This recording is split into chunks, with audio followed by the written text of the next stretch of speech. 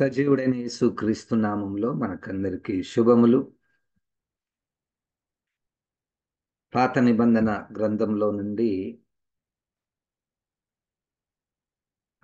నిర్గమకాండము 19వ అధ్యాయము 4వ వచనాన్ని మనం చేసుకున్నాము. నిర్గమకాండము 19వ అధ్యాయము 4వ వచనము.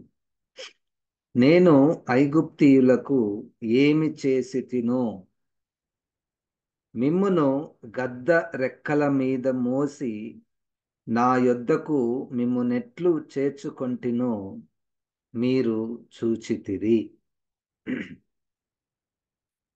ఈ వాక్యము ద్వారా ప్రభువు మనతో మాట్లాడునుగాక. ఐగుప్తీయులకు నేను ఏమి చేసితినో అన్నటువంటి మాట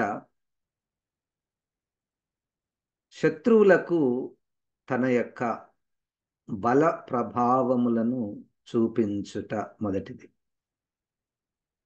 ఇంతకు మునిపై నేను పలుమారు చెప్పడం జరిగింది. ఈ యొక్క సత్యము ప్రజలను దేవుడు రక్షించాలంటే మొట్టమొదటగా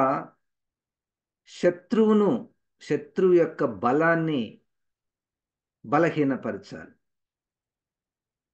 ఇదే విషయాన్ని యేసుక్రీస్తు తన లూకాసు వార్తలో 11వ అధ్యాయములో ఆ మాట ఉపమాన రీతిగా ఒక మాట చెప్తాడు. 11వ అధ్యాయము 21వ వచనంలో 21, 22 బలవంతుడు ఆయుధములు ధరించుకొని తన ఆవరణమును కాచుకొనున్నప్పుడు అతని సొత్తు భద్రముగా ఉండును. అయితే అతని కంటే బలవంతుడైన ఒకడు అతని పైబడి జయించున్నప్పుడు అతడు నమ్ముకొనిన ఆయుధములన్నిటినీ లాగుకొని అతని ఆస్తిని పంచిపెట్టును. ఇక్కడ ఇంతకు మునిపే ఒక ఆయన ఆ యొక్క ఇల్లును కాచుతున్నాడు, సంరక్షిస్తున్నాడు, బలవంతుడు ఆయన. అయితే ఇప్పుడు ఆయనను ఎదిరించాలంటే ఆయన కంటే ఎక్కువ బలవంతుడు రావాలి. ఆ బలవంతుడు వచ్చి ఇంతకు ముందు ఉన్నటువంటి బలవంతుణ్ణి జయించి దోచుకొని ఇతరులకు పంచిపెట్టును. అంటే ఇప్పుడు ఆ నిర్గమకాండంలో 19వ అధ్యాయంలో 4వ వచనంలో ఐగుప్తీయులకు నేను ఏమి చేసి తినో మీకు తెలుసు, మొదటిది. రెండవది, మిమ్ములను నేను ఎలాగు ఒక గద్ద రెక్కల మీద మోసి నా యొద్దకు మిమ్మల్ని ఎట్లు చేర్చుకొంటినో మీరు చూచితిరి. దేవుడు చేసినటువంటి ఈ కార్యమును వారి జీవితంలోనూ మరియు మన జీవితంలోనూ మనము గుర్తించాలి. ఇది దేవుని యొక్క పద్ధతి. చాలాసార్లు మనము ఎవరైతే బాధితులు ఉంటారో వారికే ఎక్కువగా సహాయం చేయడానికి, వారిని విడిపించడానికి మనం చేస్తూ ఉంటాం. ఉదాహరణకు మనము ఈ మధ్యకాలంలో భారతదేశంలో ఉన్నటువంటి మణిపూర్ రాష్ట్రంలో జరిగినటువంటి ఆ హింసాకాండ విషయములో శత్రువుకు మనం ఏం చేశాము, మన మిత్రులకు ఏం చేశాం? విక్టిమ్స్ ఉన్నారు కదా, ఇల్లు కోల్పోయినటువంటి వారు, భయముతో మనుషులను కోల్పోయినటువంటి వారు, వారికి వెళ్ళి మనము చాలామంది మన వాళ్ళు అనేక రూపాలుగా డబ్బు లేకపోతే వస్తు రూపాలుగా అనేక రాష్ట్రాల నుంచి వెళ్ళి సహాయం చేసి వచ్చారు, విక్టిమ్స్. కానీ పర్పెట్రేటర్స్కి, అంటే ఎవరైతే హాని చేశారో, ఎవరి ద్వారా ఈ హింస ప్రారంభమైందో వారికి ఏం చేశాము అంటే మనం కూడా వెళ్ళి వాళ్ళతో యుద్ధం చేసి లేకపోతే పోరాడి చంపి అన్నటువంటి విషయం కాదు. కానీ కొంతమంది చట్టబద్ధంగా వారు ప్రభుత్వంతో న్యాయ సభలలో పోరాడుట, ఆ సంఖ్య చాలా కొద్దిగా ఉంటాయి. ఆ సంఖ్య చాలా కొద్దిగా ఉంటుంది. అట్లే మనము ఎక్కడైనా ఏ విపత్తు అయినా, ఎవరైనా ఒక శ్రమలో ఉంటే, ఆ శ్రమలో ఉన్నటువంటి వారిని మాత్రమే మనము రక్షించడానికి, సహాయం చేయడానికి, ఓదార్చడానికి మనం చేస్తూ ఉంటాం. కానీ ఈరోజు ఒక క్రొత్త కోణము ఏంటంటే, ఇది దేవుడు ఆ ఐగుప్తీయులకు ఆయన తన ప్రజలను ఐగుప్తు నుంచి విడిపించాలి అంటే, ఆ ఐగుప్తీయులను ఫస్ట్ జయించాలి. ఆ కార్యం ఆయన చేశాడు. మనకందరికి తెలుసు, ఐగుప్తులో దాదాపుగా 10 తెగుళ్లను దేవుడు తెప్పించడం జరిగింది. ఇంకా ఆ ఫరో హృదయాన్ని కఠినపరిచి, ఇంకా ఆయనకు పగ, కోపమును పెంచి,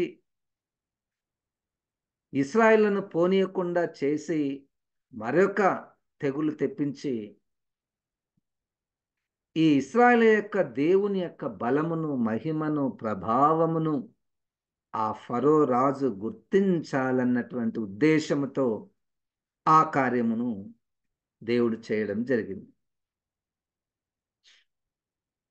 ఈ 10 తెగుళ్ళు చేయుట ద్వారా చేయడానికి బదులు ఒక్కొక్కసారి అనిపిస్తుంది, ఏదో ఒక అద్భుతం చేసి రాత్రి అందరూ పడుకున్నప్పుడు ఇజ్రాయెల్ అందరినీ బయటకు తీసుకొని పోయింటే అయిపోతుండే కదా. లేకపోతే ఫరో హృదయాన్ని మొట్టమొదటగానే కఠినపరిచినటువంటి దేవుడు మెత్తన పరుస్తే, లేతే మాంసపు గుండె హృదయాన్ని ఇస్తే, కనికరమును పుట్టించే మనసును ఒక్కరోజే ఇవ్వగలడు కదా. ఒక్కరోజే ఇవ్వగలడు ఆయన. కఠినపరిచిన దేవునికి కనికరము పుట్టించే మనసునివ్వడం అంత పెద్ద కష్టమేం కాదు కదా. కానీ బైబిల్ మొత్తంలో కూడా దేవుడు ఎవరినైనా రక్షించాలి అంటే, ఫస్ట్ ఆ శత్రువును జయించాలి. హల్లెలూయా. అది దేవుని యొక్క పద్ధతి. దేవుని యొక్క పద్ధతి. హల్లెలూయా. బైబిల్లో అటువంటి క్రొత్త నిబంధనలో ఇప్పుడు మొత్తం పెద్ద రక్షణ కార్యం అది. అది ఒక్కరోజు లేకపోతే 400 సంవత్సరాలు ఉన్నటువంటిది కాదు. యేసు క్రీస్తు వచ్చినప్పటి నుండి మరలా వచ్చేంత వరకు భూమి మీద పడవేయబడినటువంటి శత్రువు అనేక మందిని తన ఆధీనంలోనికి తీసుకొని విశ్వాసంలో నుంచి తొలగించాలని వాని ప్రయత్నం.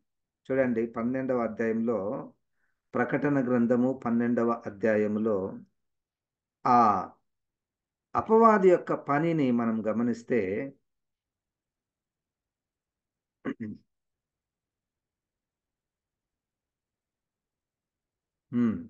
12వ వచనము, 12వ అధ్యాయం 12వ వచనము, ప్రకటన గ్రంథం. అందుచేత పరలోకమా, పరలోక నివాసులారా ఉత్సహించుడి, భూమి సముద్రమా మీకు శ్రమ, అపవాది తనకు సమయము కొంచెమే అని తెలుసుకొని బహు క్రోధము గలవాడై మీ యొద్దకు దిగి వచ్చి ఉన్నాడని చెప్పెను.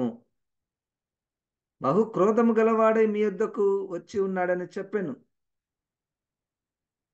17వ వచనంలో కూడా, అందుచేత ఘట సర్పము ఆగ్రహము తెచ్చుకొని దేవుని ఆజ్ఞలు గైకొనుచు యేసుని గూర్చి సాక్ష్యమిచ్చుచూ ఉన్నవారైన ఆమె సంతానములో శేషించిన వారితో యుద్ధము చేయుటకై బయలు వెడలి సముద్ర తీరమున నిలిచెను. దేవుని యొక్క ప్రజలతో యుద్ధము చేసేటటువంటి కార్యములు జరుగుతున్నాయి. అయితే గుర్తించండి, మనము ఇప్పుడు శిలువ మరణము ద్వారా, పరిశుద్ధ రక్తమును కార్చుట ద్వారా, హెబ్రీ పత్రిక 2:14 ప్రకారము ఆయన రక్త మాంసములలో పాలివాడై శిలువ మరణము పొందుట ద్వారా ఆ అపవాదిని, మరణ భయమును పుట్టించే, తన ధన బానిసత్వంలోనికి నడిపించే అపవాదిని ఆయన జయించాడు. హల్లెలూయా. యేసుక్రీస్తు ఆ అపవాదిని జయించాడు కనుక ఆ జయించినటువంటి శక్తి దేవుడు మనకిచ్చాడు. మనల్ని ఎవరైనా అపవాది ఇబ్బంది పెడుతూ ఉంటే మొట్టమొదటగా అపవాదిని మనము వెళ్ళగొట్టాలి. వాడు చాలా బలవంతుడు. ఈ బాధితులను మనము రక్షించుట కంటే మునుపు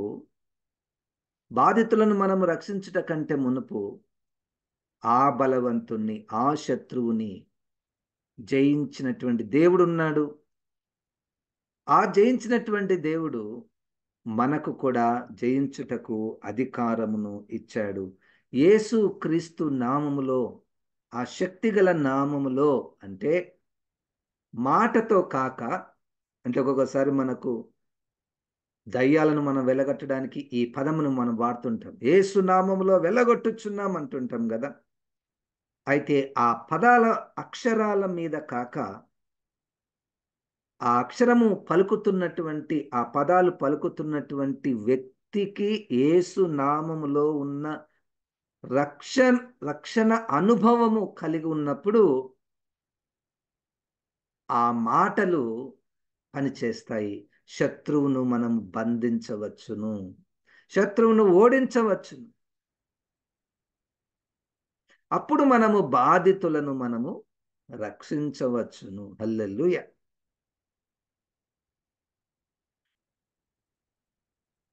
ఇప్పుడు లోతు గారిని రక్షించాలి. లోతు గారిని రక్షించాలి అంటే అక్కడ సొదొమ గొమొర్రాలను కూడా నాశనము చేయాలి. శత్రువును అట్లా వదిలిపెట్టకూడదు. శత్రువును జయించాలి, శత్రువును ఓడించాలి. శత్రువుకు దేవుని యొక్క బలమేంటో తెలియాలి. ఈ యొక్క కాన్సెప్ట్ బైబిల్ మొత్తంలో మనకు కనబడుతుంటుంది. యేసుక్రీస్తు తాను శరీర రీతిగా ఈ లోకంలో జీవిస్తున్నప్పుడు ఈ యూద మత ఆచారాల బంధకాలలో చాలా మంది ఉండేవారు. విధవరాండ్రు, తల్లిదండ్రులు లేనటువంటి వారు, సుంకరులు, పాపులు, చాలా మంది వాళ్ళ బంధకాలలో ఉండేటటువంటి వారు. వాళ్ళు వీళ్ళను ఎన్ని బంధకాలు పెడతారో వాళ్ళ మీద. 23వ అధ్యాయంలో మత్తయి సువార్తలో మనం చూస్తాం. మోయలేని భారాలు వాళ్ళ మీద మోపుతూ ఉంటారు. అప్పుడు యేసుక్రీస్తు ఎంచుకున్నటువంటి పద్ధతి ఏమిటంటే, ఫస్ట్ ఈ పరిసయ్యులను, ఈ శాస్త్రులను, ప్రధాన యాజకులను గద్దించుట, ఎదిరించుట, ప్రశ్నించుట, కోపముతో వారిని గద్దించి వారి బంధకాలలో ఉన్నటువంటి బాధితులను విడిపించినటువంటి వాడు యేసుక్రీస్తు. హల్లెలూయా. ఈ గద్ద పిల్లలను భూమి మీద నుండి పైకి తీసుకుని పోవాలంటే ఒక బరువు, పైనుండి కిందికి తీసుకురావడం ఒక ఎత్తు, కింద నుండి పైకి తీసుకొని పోవడం ఇంకొక ఎత్తు. అంటే మనల్ని దేవుడు ఆ విధంగా రక్షించాడు. హల్లెలూయా. ఇదేదో మాట చేత జరిగినటువంటి కార్యము కాదు. శత్రువుతో పోరాడుట, శత్రువుతో యుద్ధము చేయుట, తన ప్రాణముతో, రక్తముతో యుద్ధము చేసి ఆ శత్రువును ఓడించి మనలను రక్షించినటువంటి యేసుక్రీస్తు. హల్లెలూయా. అందుకనే మనం కీర్తనల గ్రంథంలో కూడా చాలాసార్లు కీర్తనకారులు, దేవా నా శత్రువును శిక్షించుము అన్నటువంటి మాట మనం చాలాసార్లు వింటూ ఉంటాం. శత్రువుల కొరకు ప్రార్థించండి, క్షమించండి, ప్రేమించండి. అది ఆ కోణం కూడా ఉన్నది. ఆ శత్రువులు వేరే. ఇప్పుడు మనం రక్షించబడినటువంటి వారము మనము శత్రువుల కొరకు ప్రార్థన చేయుట, ప్రేమించుట, క్షమించుట అది ఉన్నది. కానీ శరీర సంబంధమైన గాని, ఆత్మ సంబంధముగా గాని బంధకాలలో ఉన్నటువంటి వారిని విడిపించాలంటే మొట్టమొదటిగా ఎవరి చేతిలో, ఏ ఆచారం చేతిలో వారు ఉన్నారో వాటిని పగలగొట్టుట. 6వ అధ్యాయంలో న్యాయాధిపతుల గ్రంథములో, అయ్యా నువ్వు పోయి ఇశ్రాయేలును విడిపించాలి అంటే ఫస్ట్ నువ్వు పోయి మీ ఇంటిలో ఉన్నటువంటి ఆ బయలుకు కట్టినటువంటి బలిపీఠాన్ని పగలగొట్టాలి. హల్లెలూయా. పగలగొట్టకుండా ఇంట్లో ఇంట్లో అయితే యుద్ధం జరగదు కదా. యుద్ధం ఎక్కడో బయట జరిగేది. ఇంట్లో మరి ఏంటి? ఇంటికి ఏం సంబంధము? బయటికి పోయి నువ్వు అట్లా యుద్ధం చేసి అక్కడెక్కడో జీవించని అనవచ్చును కదా. కానీ ఫస్ట్ శత్రువును తీసివేయాలి, పగలగొట్టాలి.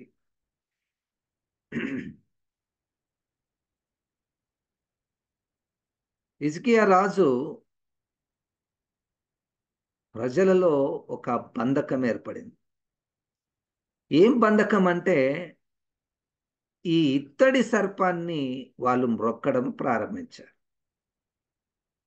అయితే హిజ్కియా చెప్పొచ్చు, ఏంటి ఇప్పటి నుంచి ఎవరు మొక్కకండి దాన్ని అని చెప్పవచ్చు. ఇది దేవుడిచ్చినటువంటిదే. మోషే గారికి అరణ్యంలో ప్రజలు పాము కాటు ద్వారా మరణిస్తున్నప్పుడు దేవుడే మోషకు చెప్పి చేయమన్నటువంటి ఇత్తడి సర్పము.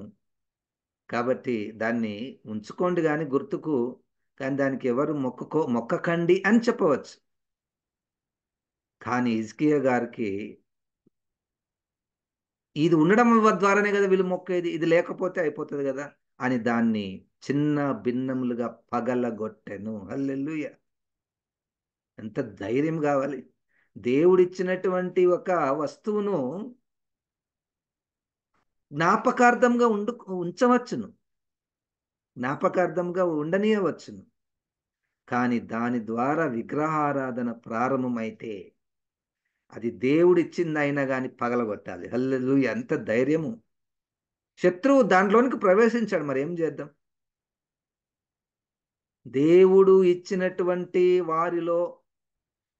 ఇచ్చినటువంటి వాటిలో శత్రువు దూరినప్పుడు వాటిని కూడా మనము పగలగొట్టాలి, ఓడించాలి, యుద్ధము చేయాలి.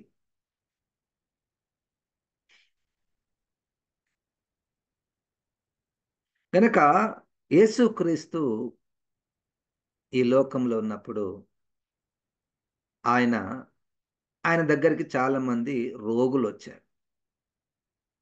రోగంతో వస్తే పాపం రోగులను మనం స్వస్థపరిచాం కదా. కానీ ఈ రోగానికి కారణమైన వాడు ఒకడున్నాడు. ఈ రోగాల వెనుక అపవాది ఉన్నాడు. దయ్యము పట్టినటువంటి వారు ఈ అబ్బాయి ఎందుకు మాట్లాడలేకపోతున్నాడు, మూగగా ఉన్నాడు అంటే దయ్యం పట్టింది కాబట్టి మాట్లాడలేకపోతున్నాడు. ఎందుకు ఈ అబ్బాయి ఇంత విచిత్రంగా పడుతున్నాడు, నీళ్ళలో పడుతున్నాడు, అగ్నిలో పడుతున్నాడు, అక్కడిక్కడ తిరుగుతున్నాడు అంటే దయ్యము పట్టింది, శత్రువు వీళ్ళను పట్టుకున్నాడు. యేసుక్రీస్తు ఈ అనారోగ్యముగా ఉన్నటువంటి రోగులను చేయి పెట్టి ముట్టి స్వస్థపరిచినటువంటి కోణం ఒకటి. చాలా కారణాలు ఉంటాయి కదా. ఒక వ్యక్తికి రోగం రావాలంటే చాలా కారణాలు. అది ఇంతకుముందే నేను చాలాసార్లు మీకు చెప్పాను. ఒక కారణం ఏంటంటే శత్రువు, దయ్యము, దురాత్మ పడితే కూడా రోగం వస్తుంది. ఇప్పుడు ఈ రోగులను బాగు చేయాలంటే ముట్టితే బాగుపడరు వీళ్ళు. ముట్టితే బాగుపడే కోణం కాదు ఇది. ఆ పట్టుకున్నటువంటి శత్రువును బంధించుట. అందుకని యేసుక్రీస్తు ఫస్ట్ ఆ దయ్యాలను వెళ్ళగొట్టాడు. ఫస్ట్ యేసుక్రీస్తు ఆ దయ్యములను వెళ్ళగొట్టాడు.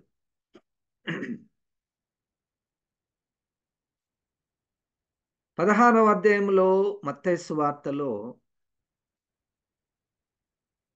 ఒక పాతాళము నోరు తెరుచుకొని ఉందంట. ఎవరిని మృంగాలి, ఎవరిని నాలోనికి లాగాలి. అయితే వాడు ఎప్పుడు ప్రయత్నం చేస్తూ ఉన్నాడు ఆ పాతాళం. అయితే దేవుడు ఈ సంఘానికి తాళపు చెవులిచ్చాడు. దేనికి తాళపు చెవులంటే వాణ్ణి ముయ్యడానికి, బంధించడానికి, ఓడించడానికి. ఈ సంఘమునకు అనగా, సంఘము అనగా ఆ 16వ అధ్యాయంలో అర్థం ఏంటంటే, యేసుక్రీస్తు సజీవుడైన దేవుని యొక్క క్రీస్తు అని విశ్వసించినటువంటి గుంపును సంఘం అంటారు. హల్లెలూయా. ఇది సంఘము అంటే క్రీస్తునందు విశ్వాసం ఉంచినటువంటి గుంపును సంఘం అంటారు.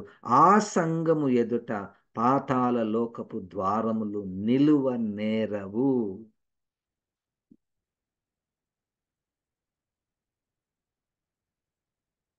చూడండి, అదే 18వ అధ్యాయంలో మత్తయి సువార్తలో, ఇదిగో మీరు కలిసి ప్రార్థన చేస్తున్నారు కదా, మీరు భూలోకమందు ఏది బంధిస్తారో అది పరలోకమందు కూడా బంధింపబడును, ఏది విప్పుతారో అది విప్పబడును. ఈ బంధించుట, వెళ్ళగొట్టుట, ఓడించుట, యుద్ధము చేయుట, ఇవన్నీ ఫస్ట్ శత్రువును ఓడించిన తర్వాత ఈ బాధితులను విడిపించుట సులువు. బాధితులను ఓడించుట సులువు. అది మనము వాక్యంలో పలుమారు మనం చూస్తూ ఉంటాం. మనము ఇప్పుడు ప్రస్తుతం ఉన్నటువంటి క్రైస్తవ అనేక గుంపులలో ఆర్థోడాక్స్ క్రిస్టియన్స్ అని, క్యాథలిక్ క్రిస్టియన్స్ అని, ప్రొటెస్టెంట్ క్రిస్టియన్స్ అని, మన పేరులోనే విచిత్రం. ప్రొటెస్టెంట్స్ అంటే ఎదిరించువారు. మన క్రైస్తవ గుంపును ప్రొటెస్టెంట్స్ అంటారు. ఎదిరించారంట. ఎదిరించిన తర్వాత మనం బయటకు వచ్చాము.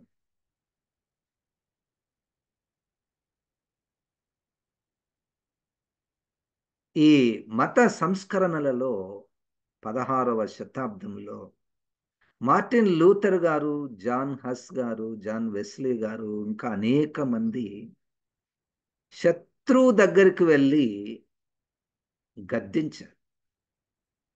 శత్రువుతో పోరాడారు.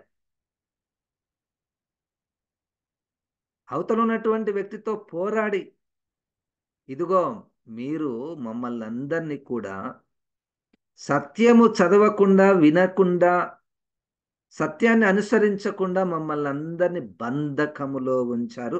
ఒక బంధకం ఏంటంటే బైబిల్ని మీ భాషలోనే ఉంచుట, ఇతర భాషలోనికి తర్జుమా చేయకపోవుట. నంబర్ 1, అదొక బంధకం. ఇప్పుడు ఆ బంధకం నుంచి విడిపించాలంటే అవతల వ్యక్తిని వార్నింగ్ ఇవ్వడం, ఎదిరించడం, తిట్టడం. ఆ శత్రువుకు ఇంకొక బంధకం ఉన్నది. ఏంటంటే ఆచారాల బంధకాలు. నువ్వు ఆచారాలు అనుసరిస్తే చాలు, రక్షణ పొందినట్టే, పరలోకము గ్యారంటీ అన్నట్టుగా 1600 సంవత్సరాలు క్రైస్తవులు అన్నటువంటి పేరు మీదనే వారి ద్వారా అనేకులను బంధకాలలో అపవాది ఉంచాడు. అయితే ఆ అపవాది నుంచి బయటికి రావాలంటే ప్రాణము పోయే స్థాయికి ప్రాణం పెట్టునంతగా పోరాడినటువంటి వారు ఈ క్రైస్తవ మత సంస్కరణకర్తలు. పోరాటం అనేటువంటిది హింసాపూర్వకమైనటువంటిదిగా ఉండకూడదు. హల్లెలూయా.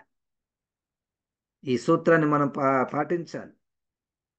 పోరాడమన్నాడు, యుద్ధం చేయమన్నాడు, మమ్మల్ని బంధించింది ఈ వ్యక్తులే, ఈ కుటుంబం వారే, వాళ్ళని పోయి మనం చంపాలి, కొట్టాలి అన్నటువంటిది లేదు. వాక్యానుసారమైనటువంటి పోరాటాలు, అహింస పద్ధతిలో మనము పోరాటం చేయాలి.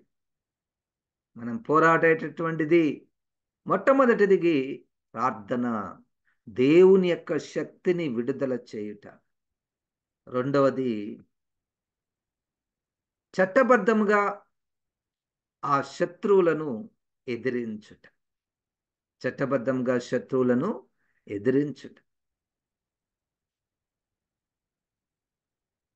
కనుక ఈరోజు మనము ఆ నిర్గమకాండము 19:4లో ఐగుప్తీయులను ఏ విధముగా నేను ఓడించి ఒక గద్ద తన పిల్లలను ఆ శత్రువు నుంచి ఎలాగూ పైకి తీసుకుని వెళ్ళిందో నేను మిమ్మల్ని కూడా ఆ విధంగా రక్షించాను.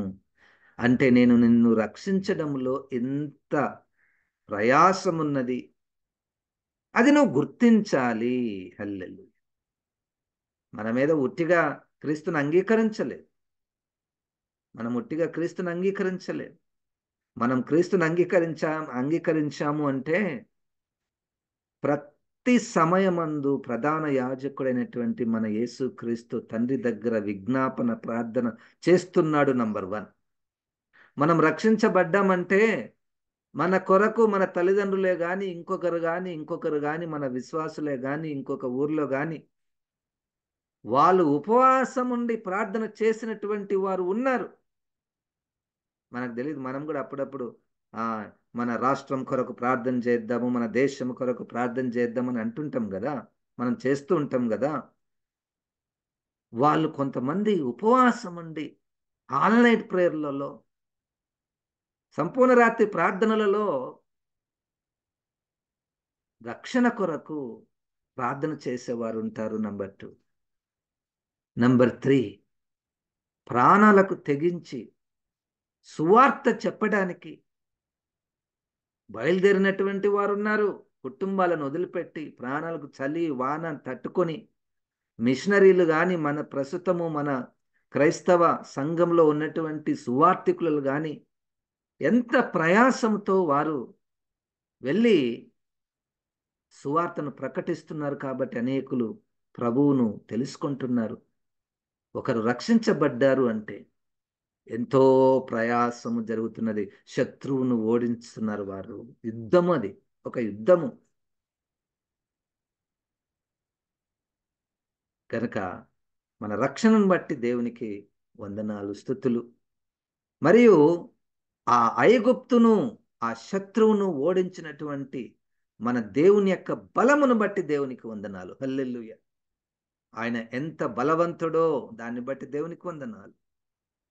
మనల్ని బంధించినటువంటి ఆ శత్రువును ఓడించి మనల్ని రక్షించినటువంటి యేసు క్రీస్తుకు వందనాలు. ప్రాణమును పెట్టి ఆయన మనల్ని రక్షించాడు. దేవునికి వందనాలు. మనము ఎవరి రక్షణనైనా కోరుకుంటూ ఉంటే ఒక పోరాటం అనేటువంటిది ఉన్నదనేటువంటి సత్యమును కూడా గ్రహించాలి. నా పిల్లలు ఇంకా రక్షణ పొందలేదు సార్, ప్రార్థన చేయండి. మనం కూడా ప్రభా, నా అమ్మాయిని, నా కుమారుని, నా భర్తను మార్చు ప్రభా. అంతేనా? పోరాటం అయిపోయిందా? యుద్ధం అయిపోయిందా? శత్రువు చాలా బలవంతుడు. మనం ఎంత ప్రయాసపడాలి కదా. ఆ విషయాన్ని మనం ఈరోజు గుర్తుపెట్టుకో. మనం రక్షించబడ్డానికి ఎంతో మంది మన కొరకు పోరాడారు, భూమి మీద పోరాడారు. యేసుక్రీస్తు ప్రధాన యాజకుడుగా ఆయన విజ్ఞాపన ప్రార్థన చేస్తూ ఉన్నాడు. మనము కూడా మన కుటుంబ సభ్యులు లేకపోతే ఇతరుల రక్షణ కొరకు మనము ప్రార్థించాలంటే పోరాటము. సత్యములోనికి నడిపించాలంటే కూడా పోరాటం. రక్షించబడ్డారయ్యా, రక్షించబడ్డారు. తర్వాత మళ్ళా సంఘంలో ఈ తప్పుడు బోధకులు వచ్చి, అపోస్తలు వచ్చి విశ్వాసులను తప్పుద్రవలు నడిపిస్తున్నారు కొంతమంది. ఇప్పుడు మళ్ళా ఆ మృగాలతో పోరాటం. పౌలు గారి యొక్క అనుభవాలు ఇది. సంఘంలో ఉన్నటువంటి మృగాలతో పోరాటం. ఎదిరించాలి, గద్దించాలి, బుద్ధి చెప్పాలి. ఈ ఈ విశ్వాసులను రక్షించాలంటే వీళ్ళని పట్టి పీడిస్తున్నటువంటి ఆ శత్రువులను కూడా మనం ఎదిరించాలి, ప్రశ్నించాలి. దాంట్లో మళ్ళీ ఒక పోరాటం జరుగుతుంది. పరిశుద్ధాత్మ దేవుడు మన రక్షణలో దేవుడు చేసినటువంటి కార్యములను గుర్తు చేసి ఆయనను స్తుతించడానికి, మనము రక్షణలోనికి రావడానికి మన తరపున ఎంతో మంది సహోదరులు, సహోదరులు, పాస్టర్లు, సేవకులు, సువార్థికులు ఎంత ప్రయాసపడ్డారో వారి యొక్క కార్యములను కూడా గుర్తు చేసి దేవుణ్ణి మనం స్తుతించేటట్లు చేసే కార్యము పరిశుద్ధాత్మ దేవునిది. మూడవది, మనము ఎవరి రక్షణ కొరకైనా ప్రార్థన చేసే వారముగా, ఆశిస్తున్నటువంటి వారముగా ఉంటే అది పోరాటముతో, యుద్ధముతో, బరువులు మోసేదానితో సమానము. పరిశుద్ధాత్మ దేవుడు అట్టి మనస్సును మనకు దయచేయునుగాక. ప్రార్థన. జీవం గల తండ్రి, ఈ వాక్యమును ప్రభా బట్టి నీకు వందనాలు. నిజంగా నాయన, మేము నీ దగ్గరికి వచ్చుటకు నాయన శత్రువులను ఓడించావు. అనేక మంది ప్రభా మా రక్షణ కొరకు ప్రయాసపడ్డారు ప్రభా. నీకు వందనాలు, వందనాలు, వందనాలు, వందనాలు ప్రభా. మేము కూడా నాయన ఇతరుల రక్షణ కొరకు ఆ శత్రువును ఓడించుటకు మరియు వీరిని మోసుకొని వచ్చుటకు కావలసినటువంటి శక్తిని, బలమును మాకు దయచేయమని యేసు నామమున ప్రార్థిస్తున్నాము తండ్రి. ఆమెన్. ఇప్పుడు మన పరమ తండ్రి అయిన దేవుని యొక్క ప్రేమయు, ప్రభువైన యేసు క్రీస్తు యొక్క కృపయు, పరిశుద్ధాత్మ దేవుని యొక్క సహవాసం మనకందరికి సదాకాలము తోడయుండును గాక. ఆమెన్. ఆమెన్. దేవుడు మనల్ని దీవించును గాక.